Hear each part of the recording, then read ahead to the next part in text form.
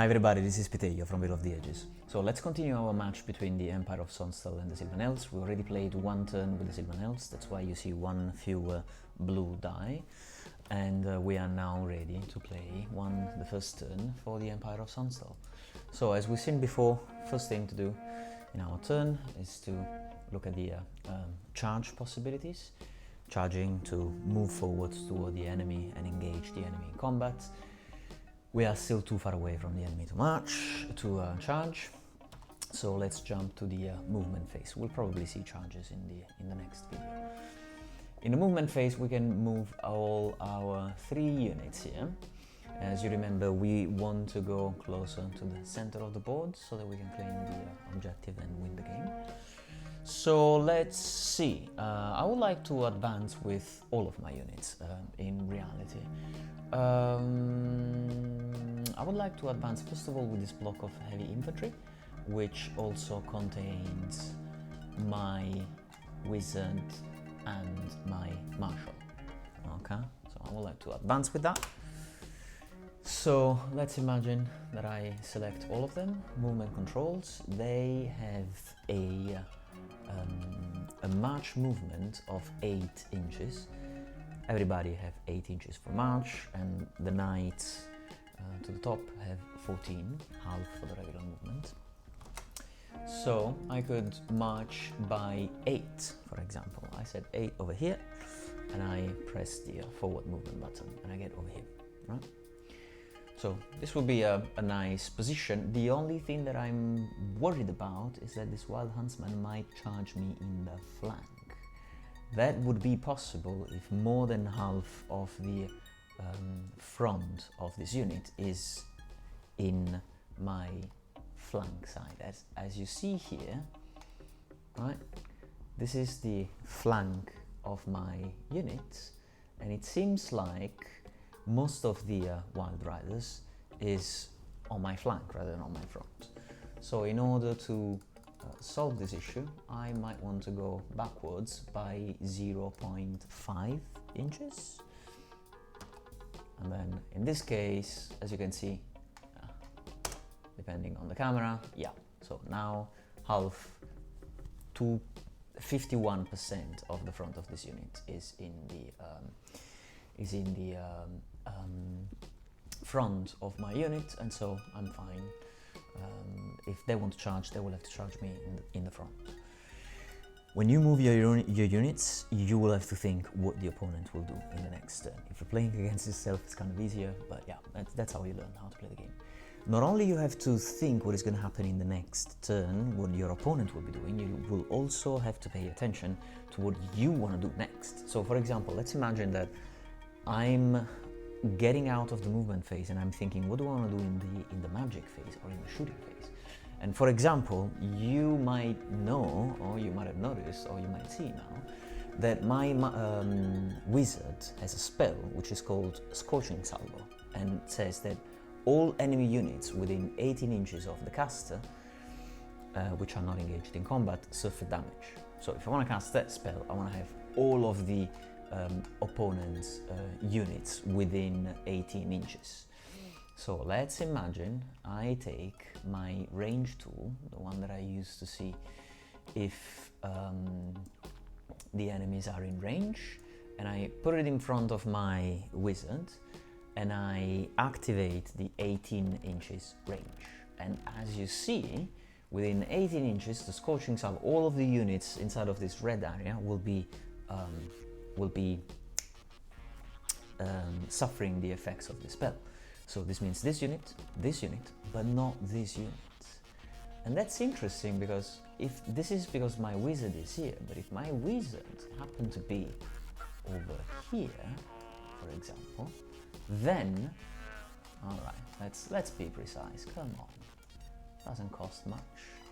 And in that case, as you see here, I would get the archers within the range of effect of the spell.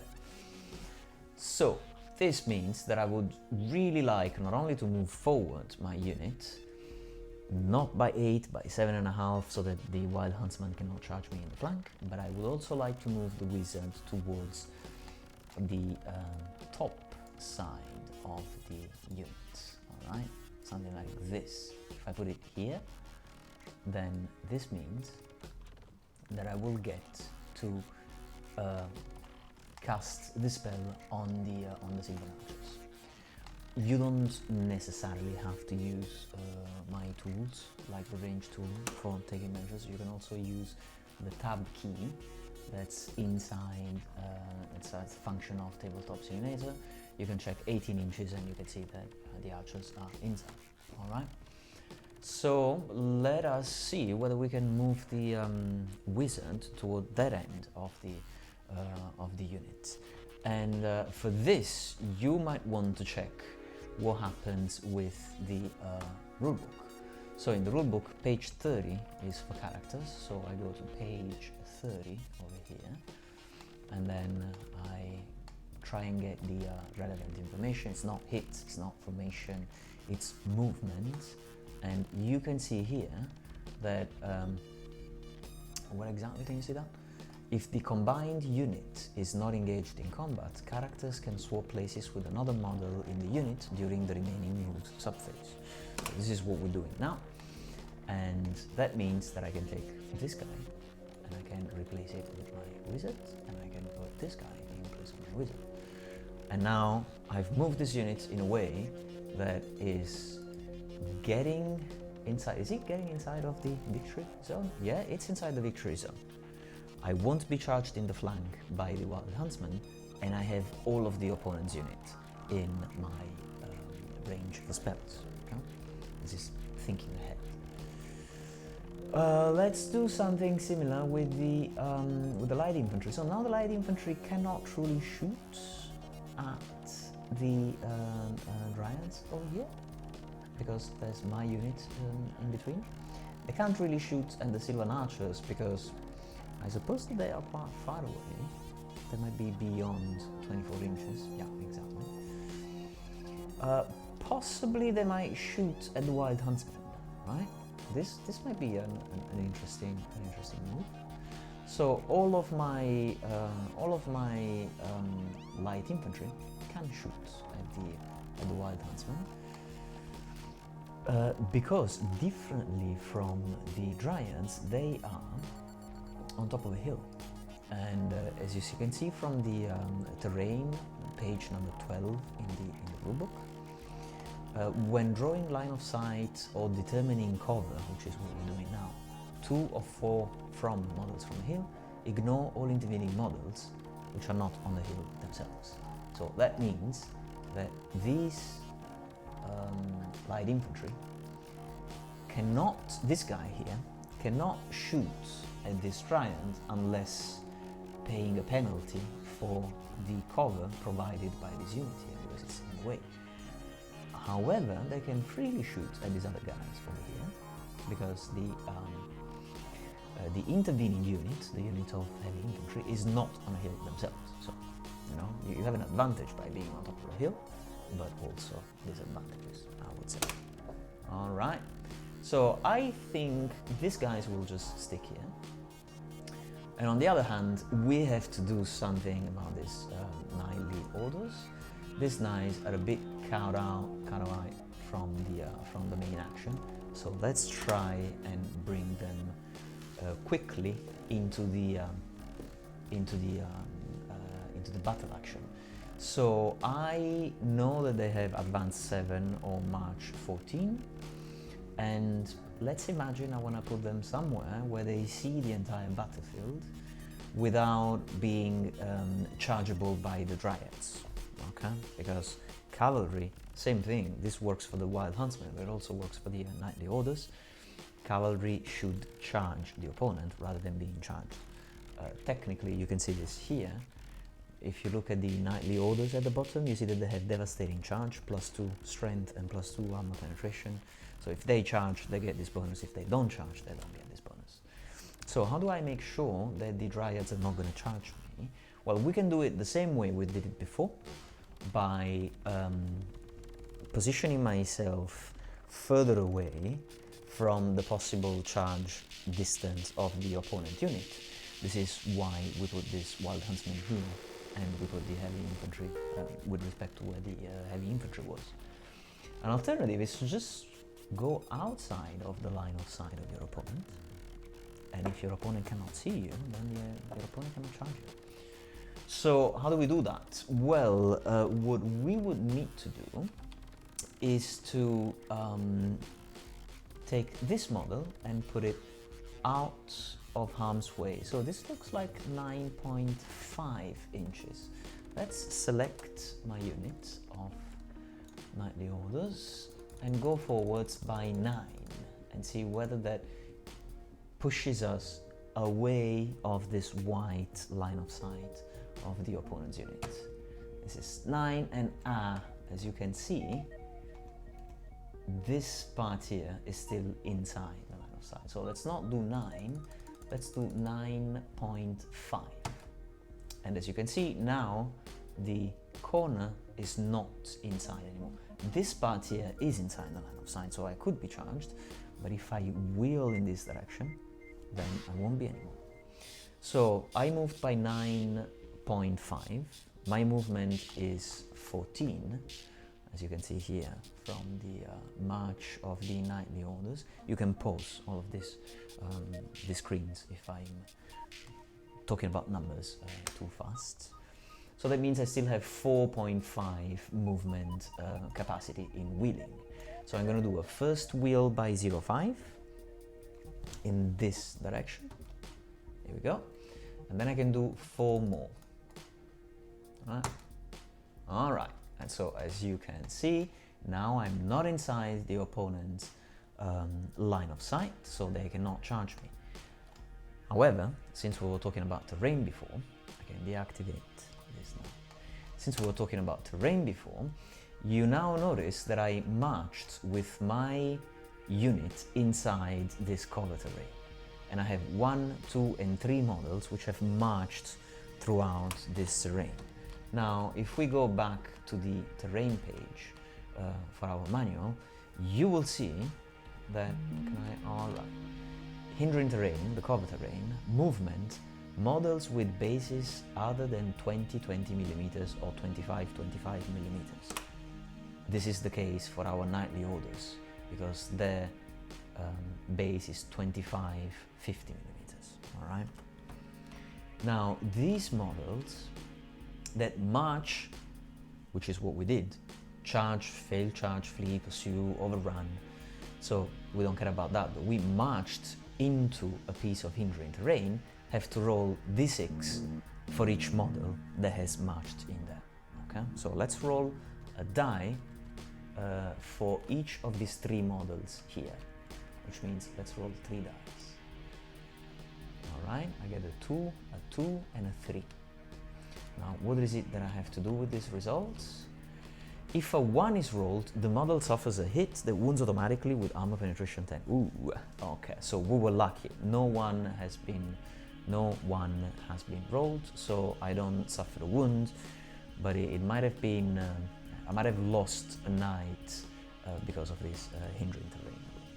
All right, so I would say I moved this unit. We did a dangerous terrain test. I moved this unit, staying out of the flank charge of these guys. And these ones are completely out of line of sight from the charge range of these other dudes, so this will be my movement. I also put the wizard over there, so that for the magic phase we're going to be in a good spot, and we're going to have all of our enemies in range for our spell. Good. This is the movement phase. Let's go to the next phase in the turn by pressing key number 3. This is the magic phase. Now, as you remember, we said that we have to roll we have to randomize, we have to draw a card. So let's shuffle the deck, quick left drag, F to flip, Alt to magnify, and then the mouse wheel to zoom in. I'm gonna have 5 magic dice, and my opponent's gonna have 3 magic dice. Interesting. So what spells do I have? I have Corruption of Tin and Scorching Salvo. Corruption of Tin is cast with a 5+, Scorching Salvo is cast with an 8+. Alright, so Corruption of Tin gives a -1 armor penalty to an opponent, an enemy unit, until the beginning of my next magic phase. Now, I know that in the Sylvan Elves army, the Druid has armor 0, the Sylvan Archers have armor 0, the Dryads have armor 0, the Wild Huntsmen have armor 3. So I'm casting this spell on the Wild Huntsmen, otherwise it wouldn't make any sense to give them -1 armor to guys who have no armor. Alright? So, in order to cast this spell, I need a 5, casting value 5+ for Corruption of Tyr. I have 5 dice, I'm going to use 2, and hope that I roll at least a 5 by summoning them. And I make 1 and 5, 6, so I'm happy about this. This spell is cast. Now, as the Sylvan Elf player, I have to decide whether I want to use my 3 dice, or maybe 1 of these 3 dice, or 2 of these, to dispel the spell. But I'm quite scared, as the Sylvan Elf player, of the other spell, the Scorching Salvo, the one that makes damage to all of my units within 18 inches from Druid. So I'm gonna let this spell pass, and in order to mark that, I'm gonna take this Corruption of Tyr marker, if I manage to take it. Alright, it was locked, so I have to press L to unlock it. And I'm gonna put it next to the units of Wild Huntsmen, so that I can remember that now they have -1 armor until the beginning of the next magic phase of the Empire player. Alright, so this spell is cast. I still have 3 dice to try and cast a Scorching Salvo, and my opponent has 3 dice to try and dispel that one. So let us go again to the Empire rolling area, and let's use these 3 dice. I need at least an 8 on the total of these 3 dice for the spell to be successfully cast. And I roll a 10, alright, 10, with my 3 dice, because I already used 2 of the 5 dice I had for the other spell. But now my opponent, me playing the Sylvan Elves, has 3 magic dice to try and dispel that. So I rolled 10, I ignore the fact that the casting value is 8 because the spell is cast, and only look at the 10. Now I have to roll at least 10 to stop that spell from being applied. And I roll a 9. So that means that the Scorching Salvo is cast. It is cast, and very interestingly, as we said, this is a spell that is gonna cause, you can see that at the bottom right, well maybe actually I can zoom in like this, it's gonna be probably more readable, targets all the enemy units within 18 inches of the caster from my wizard, which are not engaged in combat. The units suffer D3 +1 hits with strength 4 and armor penetration 0. Alright, so we've said all of my enemy units are within 18 inches of my wizard, right? Let's activate by pressing 5 the 18 inches range, and the archers are in by a tiny little bit, the Dryads are in, and the Wild Huntsmen are in. Alright, so let's start rolling for each of those. The archers, they're gonna get D3, meaning a regular die of 6 faces divided by 2. So how many hits are they gonna get? 5, that means, so 1 and 2 correspond to 1, 3 and 4 correspond to 2, 5 and 6 correspond to 3. So this is gonna be 3 plus 1, 4 hits with strength 4 and armor penetration 0. These guys here have resilience 3 and armor 0, so every 3+ that I roll is going to be a wound to his archers. We said 4 because it's 3 here plus 1. I'm looking for 3+, it's 3 dead. 3 dead archers. 1 goes away.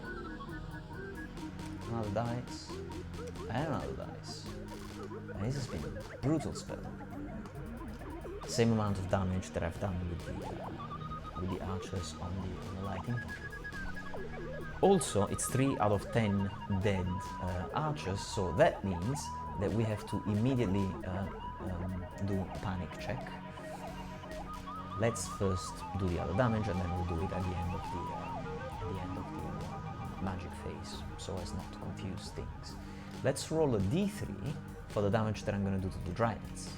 And as we said, 1 and 2 correspond to 1, 2 and 3 and 4 correspond to 2, 5 and 6 corresponds to 3.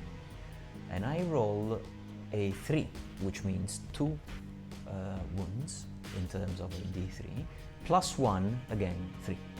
Strength 4, armor penetration 0.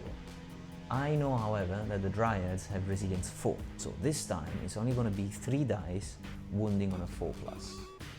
3 dice on a 4+, and I make 2. Alright? Now, Dryads have no armor, as we just said before, but they have Aegis 5+. And Aegis means it's the same thing as an armor save, but it ignores the armor penetration of the attack. So the 2 Dryads that have suffered the wound can save themselves if they roll a 5 or a 6. So let's roll 2 dice for these 2 wounds that I just inflicted. And this is a 1 and a 4. So no 5+, this means that this Dryad is dead, and this Dryad is dead, and 2 dead Dryads out of 8 means again a panic test, because this is 25% on the unit. Right? So this unit has to test for panic, this unit has to test for panic. Let's see what happens with the Wild Huntsman before we do all of that. So we said Scorching Salvo D3 hits plus 1, so let's roll the die to see what is this D3 gonna do. Ooh, it's 6. So we said 1 and 2 correspond to 1, 3 and 4 correspond to 2, and 5 and 6 correspond to 3. So this is 3 plus 1, Scorching Salvo is D3 plus 1, so it's 4 hits with strength 4 and armor penetration 0. Now, strength 4 versus the resilience of the Wild Huntsman, which is 3. So it's 4 hits will wound on a 3+.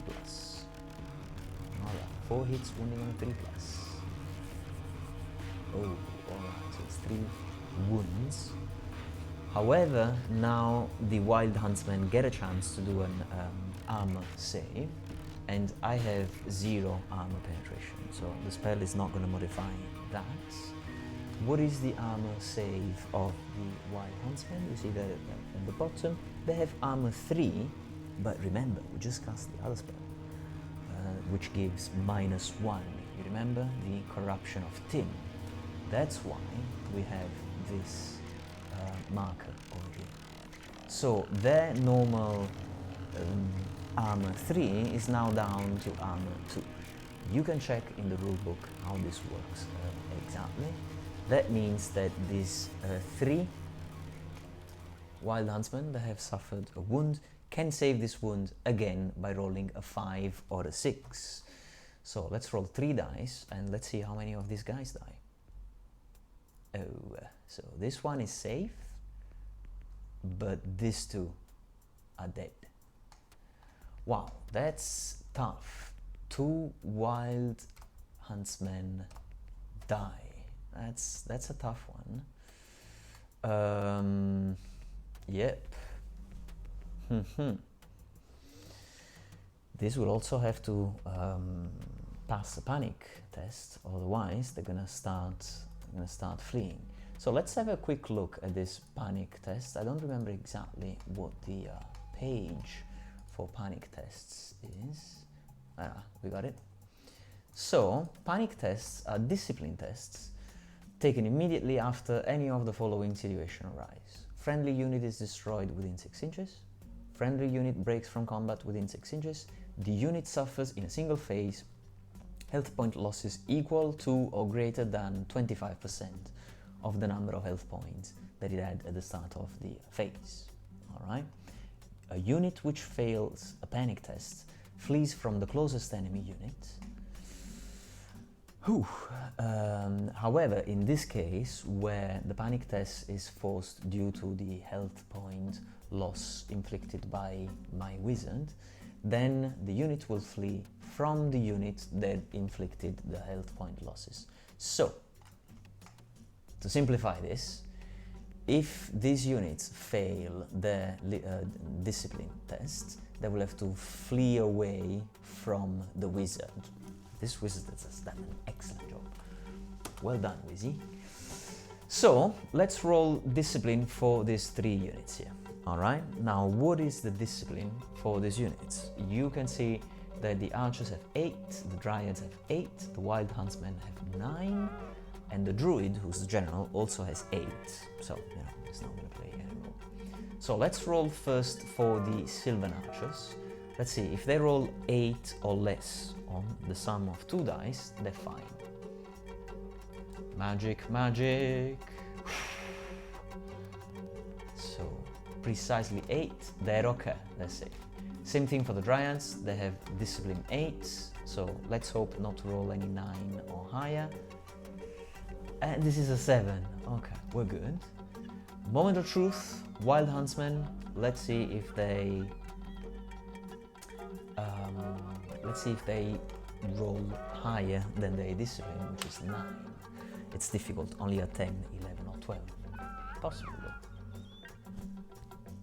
Alright, that's a 6. They're safe.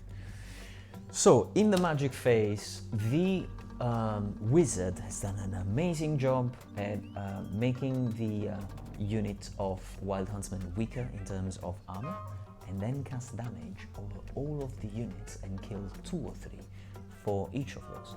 However, no panic tests were failed by these units, so they all still continue fighting. End of the magic phase, we go to the shooting phase by pressing 4 while hovering over this turn die here. Now, in the Imperial Army, we have 1 unit which has handguns. It's this heavy infantry unit, light infantry unit down here. And we said that we planned on shooting over these guys here, which, by the way, is all the more interesting because we cast the armor diminishing spell. So these handgunners might make even more damage now that we managed to cast this negative spell of Corruption of Tin on the Wild Huntsmen. Now let's see how they are equipped, and this means having a good look at the stats for the handgun. It's a shooting weapon, one hit for each shooter, range 24, strength 4, armor penetration 2. And they have a base aim value of 4+. Okay? 3 of them died due to the shooting of the Sylvan Archers, so we only have 7 of these guys. Alright? Now, range 24, this is 24. And so you can see here that all of my handgunners have the enemy in range, okay? Even the ones that are in the 2 that are in the back rank. So all 7 can shoot. All of them have them within their line of sight, as you can see. So I'm gonna roll 7 dice. Yeah, right. I'm gonna roll 7 dice. I need a 4+, as you can see here, to hit, but I am at long range, so this becomes a 5+. Okay? 7 dice, 5+ for shooting. And I make 1 and 2 and 3. So I can delete these other guys. 4, this would have hit if I was in short range, but sadly was in long range. Only 3 hits. Now I have strength 4, and as we've seen before, the Wild Huntsmen have resilience 3.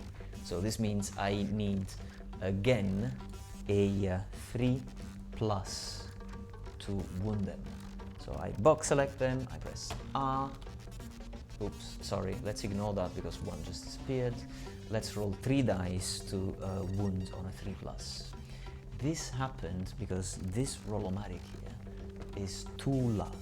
So let me try and make it a bit smaller, and this will probably fix the issue. By the way, this is a Rollomatic coded by Mr. Stump, who is one of the greatest scripters in Tabletop Simulator. Thank you, Mr. Stump. Now, we said 3 hits that wound on a 3 class. And I make 1. These 2 are still failed. Now, this is quite an unlucky roll. Now, the Wild Huntsmen get a chance to make an armor save. I do, however, have armor penetration 2 with this handgun. And as you remember, I cast the Corruption of Tin, which is an additional 1 of negative armor for my Wild Huntsmen. So they normally have an armor of 3, -1 because of the Corruption of Tin is 2, -2 because of the handgun armor's penetration, armor 0. So this guy here, which normally can roll a die and save himself on a 4+, is just dead. It's just dead. Right? Dead dude. So since as the player who controls the Sylvan Elves, I can decide which model to eliminate, and I can choose this one or that one, and I'm gonna choose this one. You'll see in a moment why I'm doing this. Well, probably not in a moment, probably next turn. Interestingly, this unit has now suffered 33% of wounds in the shooting phase. So in the magic phase, it did its leadership test and it passed it. Now, it lost, again, 25% or more in a different phase, okay? Right? In a single phase, as you can see here. So, that means I have to test for panic again. Let's see if I can roll. No, sorry, we need the blue dice for the Sylvan Elves. If I roll higher than 9, these guys will be fleeing away from the light infantry. Important roll, important roll. All right, we're good. 6. So they're not going to flee away. And with this, we have the end of the turn, because the next phase would be the combat phase, but we have no units in combat yet, so I can take this die and I can delete it. And this concludes turn number 1 for the Empire of Sonnstahl. In the next video, we will start with turn number 2 for the Sylvan Elves. See you next time.